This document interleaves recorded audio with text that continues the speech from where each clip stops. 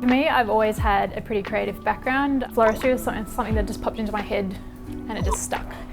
One of my favourite things that we've done so far was being able to do the floristry for an event called Kaleidoscope, which was in collaboration with the hair and beauty and the fashion students at the end of 2019. We got to go to Fed Square, we got to dress up. Yeah, really unique experience, which was really cool to be able to do. We have been able to do so many different pieces and items, and learning from people who are actually in the industry has been really awesome. Yeah, that's been really valuable and a testament to the teachers here. After finishing this course, I'm hoping to dive straight into getting work in the floristry industry. I want to do freelancing, doing weddings and events, but also getting a job in a florist. Yeah, just want to immerse myself fully into it.